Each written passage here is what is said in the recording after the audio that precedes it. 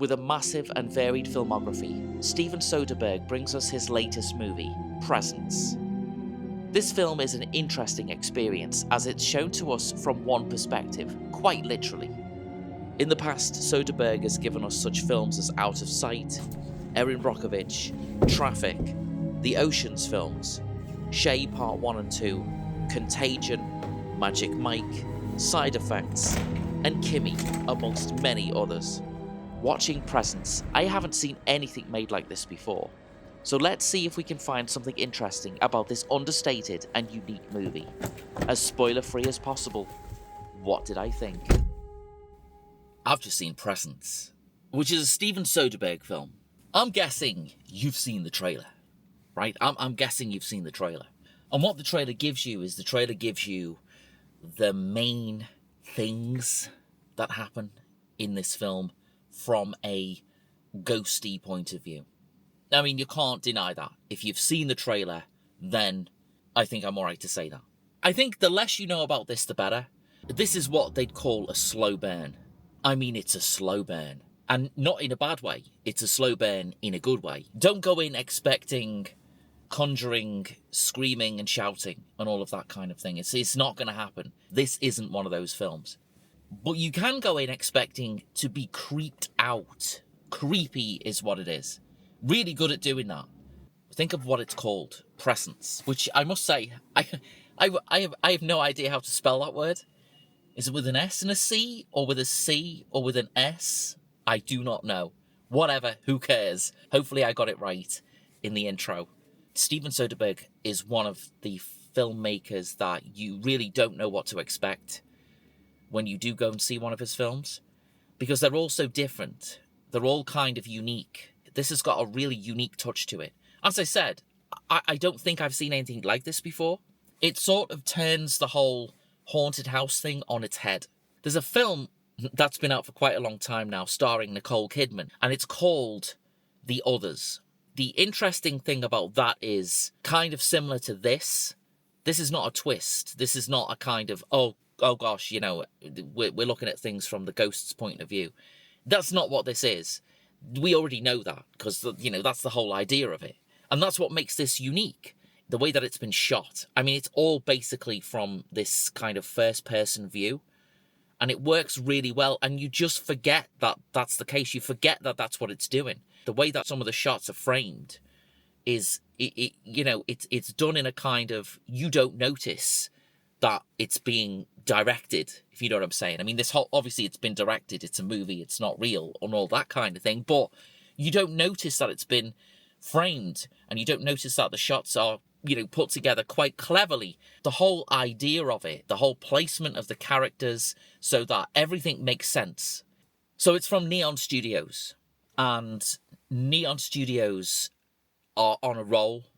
A lot of those small film studios that are making these kind of really inventive, clever, smart, awesome horror films. Neon is one of those studios that's financing these really interesting films in general. This is another one of those. This is another winner from Neon Studios. So, what is this about? Let's go through the story a little bit.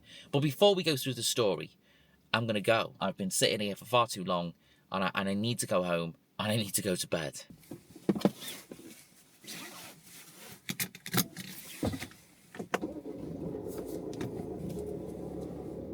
Alright, so let's talk a little bit about the story. What's it all about then?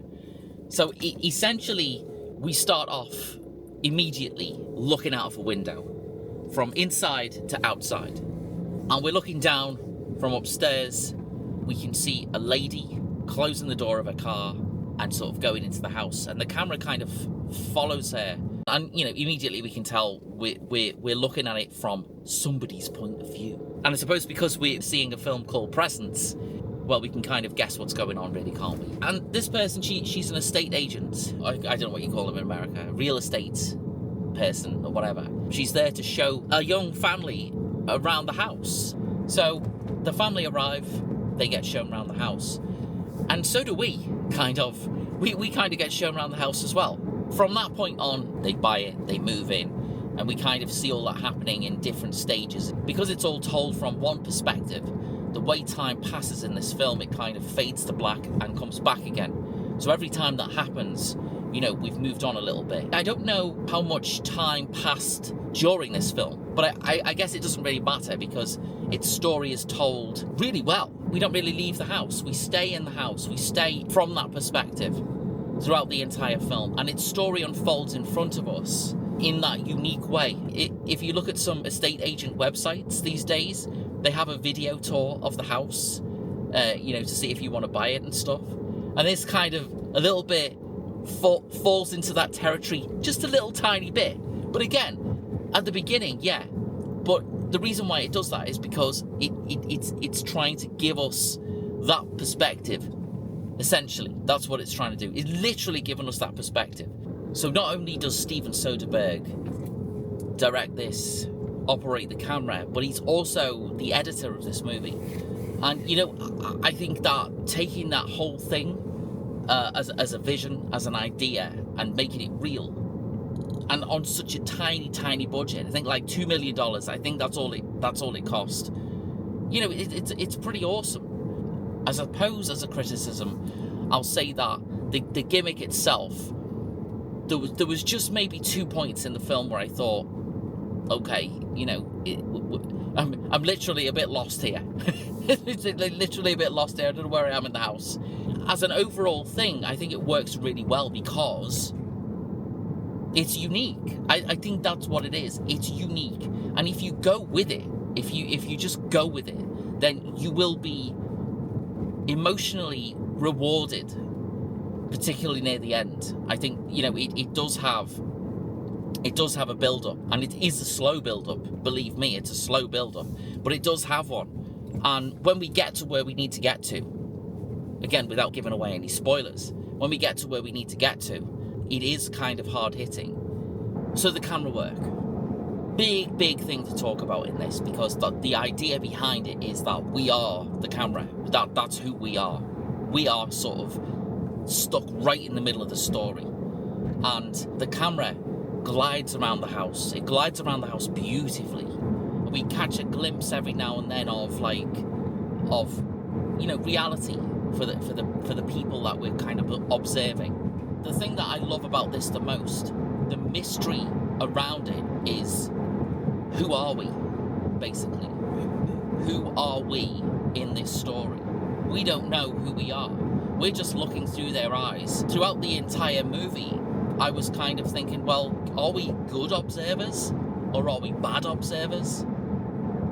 Particularly at the start, that's what I was concerned about. And it made me uneasy because I didn't know, like, what lens we were looking at these people through.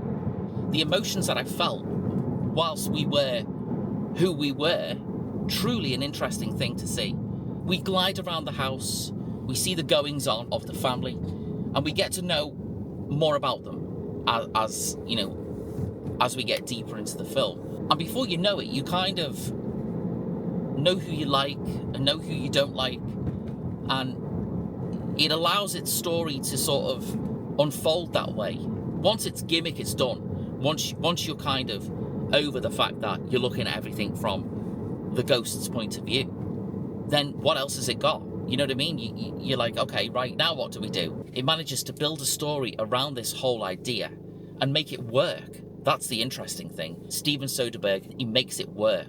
Right, I've pulled over because we need to talk about who's in it, essentially. And you know the score. I can't remember things, blah, blah, blah. Mom is played by Lucy Liu. I think her name's Rebecca. Think so. Chris Sullivan as the dad, Chris. Kalina Lang as Chloe, the daughter. Eddie Madej as Tyler. And West Mulholland as Ryan. Don't like him. The other interesting fact about this film is that it's written by David Coep, who's given us masterpieces like Jurassic Park, Carlito's Way, Mission Impossible, Spider-Man, and Indiana Jones and the Crystal Skull. This is alright. Snake Eyes, Stir of Echoes, Panic Room, War of the Worlds, Premium Rush, Inferno, The Mummy, the 2017 version, Kimmy, which is fab, by the way. Just loads of films that you know and you probably love, and some that you also can't stand as well, which is fine. It's such a tiny film. It's such a small film and such a small budget and such a small everything about it. It's quite remarkable, the fact that such big name directors and big name writers are involved in this. Okay, let's sum this up. Let's sum up Presence. Don't go into this expecting a Conjuring style jump scare, screamy, loud film, because it isn't that. Don't go in expecting a terrifying horror film neither, because it isn't that. What it is it's an interesting and very short movie about a family, about a situation, and about a ghost. Coming out of this movie, I felt like I'd been cinematically nourished, because I haven't seen anything made like this before. I haven't seen anything made in this way before. And I loved the way that it was done. And I think that, you know, I don't want to see like a Presence universe. I don't think we need that, because, you know, it does work by giving us what it gives us. So it reminds me of A Ghost Story, which stars Casey Affleck and Rooney Mara, and it's from 2017. It's kind of got those vibes. If you've seen that, then, you know, I mean, this is a lot more exciting than that is. A Ghost Story is a great film, but nothing really happens in it, to be fair. This does have a rounded story, and this does have things happening in it. So I'd say it's a cross between A Ghost Story and The Sixth Sense. Think about both of those films, then you're kind of on the right track with Presence. Go and see it at the cinema, because it's not bad. It's not the most awesome film I've ever seen, but I did enjoy it a lot. So Presence is a pretty good movie. Thanks for watching. Like and subscribe. I'll see you again.